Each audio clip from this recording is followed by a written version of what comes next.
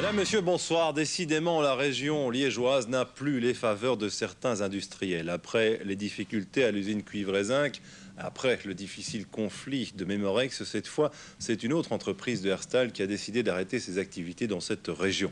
Le siège de l'usine Burux occupait 500 personnes. 400 emplois seront perdus dès la fin du mois de novembre. L'usine sera mise en vente, du moins l'unité de production concernée. Seuls resteront à Herstal les travaux de réparation et pourront occuper une centaine de personnes. En cause, selon la direction, la surcapacité de production. Explication, Frédéric de Liège.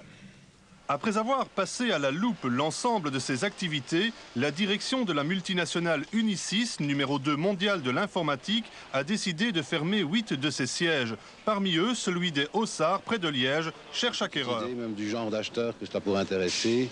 Pensons en particulier que des firmes multinationales situées en dehors du marché commun et qui envisagent dans leur stratégie de s'implanter dans le marché commun pourraient trouver là une occasion en or de s'implanter à bon compte. Après Cuivre et Zinc, 800 emplois perdus. Après Memorex, 300 emplois perdus. C'est donc au tour de Unisys, né en 86 de la fusion de Burox et Sperry, de fermer partiellement ses portes en licenciant 400 personnes.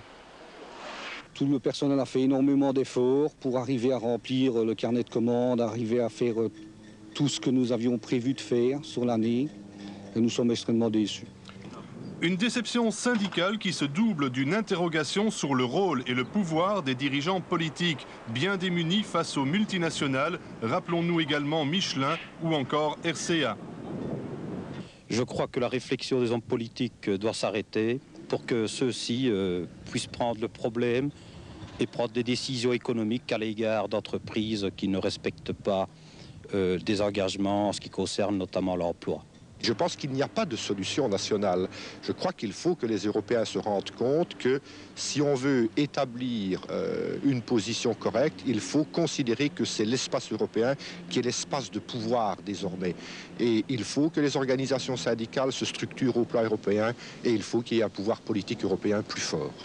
En attendant, aux Hauts-Sarts, les 400 personnes licenciables se raccrochent à l'idée du rachat de leur entreprise par un investisseur étranger. Les syndicats ont laissé un mois à la direction belge pour trouver cet acquéreur. Après ce délai, la conduite de l'entreprise en naufrage risque de provoquer bien des tiraillements entre direction et syndicats. Mais c'est une technologie qui évolue tellement vite que ce qui était en pointe il y a 5 ans est aujourd'hui dépassé. Tout récemment, Unisys, numéro 3 mondial de l'informatique, proposait des emplois à des jeunes dynamiques et affirmait sa bonne santé publicitaire. Imbattable, Unisys, mais sorry, à Herstal, il faut quand même mettre la clé sous le paillasson. En réalité, l'explication avancée par la direction pour la fermeture est si logique qu'on s'étonne dès lors que la nouvelle est surprise. Car dans l'informatique, américaine surtout, ce n'est pas vraiment la crise, mais c'est la pause. Unisys ferme pour cause de surproduction, pour rationaliser, parce qu'il faut tout simplement 70 fois moins de personnes aujourd'hui qu'il y a 18 ans pour construire un ordinateur. Quelque chose se passe dans le monde de l'informatique. Un siège de réparation, une catastrophe pour l'emploi. Aussi, depuis 3 semaines, on s'active pour trouver un candidat acheteur et sauver un maximum de postes de travail. Une course contre la montre, en quelque sorte, le reportage de Willy Le Sur.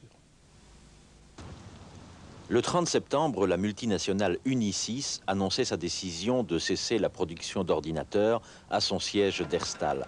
400 emplois condamnés si un candidat acheteur n'était pas trouvé. Un repreneur liégeois vient de se proposer. Il s'agit d'une PME, Zeus Computers, spécialisée dans les ordinateurs personnels. La ligne de production d'Unisys ainsi que les bâtiments. Pourquoi nous, de toute façon, nous devons nous étendre. Actuellement, nous assemblons les machines. Nous achetons donc nos composants de droite de gauche et nous essayons d'en faire un PC unique qui est le PC Zeus. Mais nous, notre but depuis déjà longtemps, c'est de produire les composants eux-mêmes, donc les cartes, si vous voulez.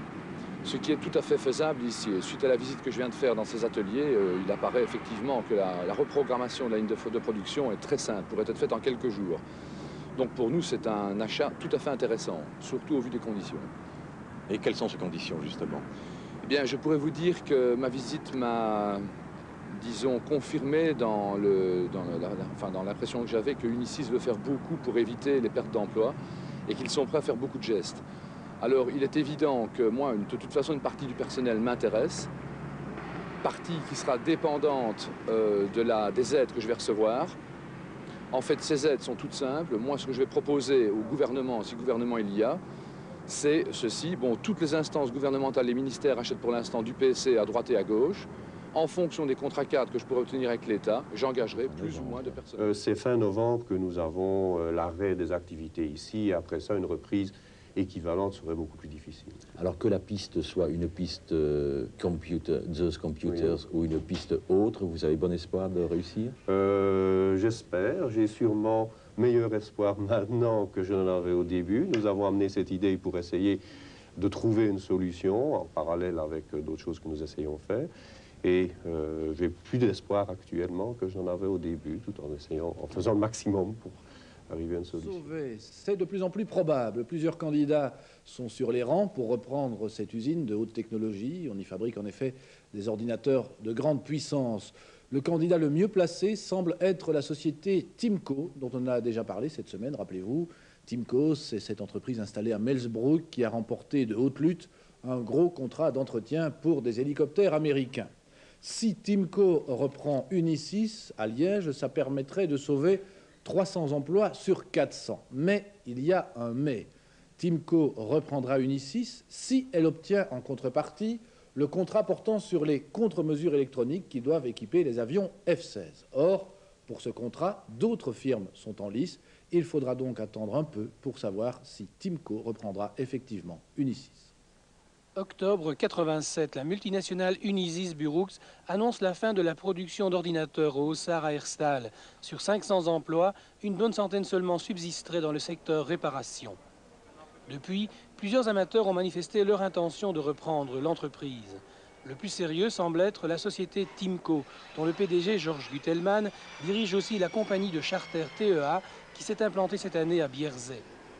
Timco, associé à la firme américaine Loral, pourrait fabriquer le système d'autoprotection électronique destiné à équiper les avions F-16 de la force aérienne, un marché d'environ 8 milliards de francs pour lequel le CMCES a marqué son accord en août dernier.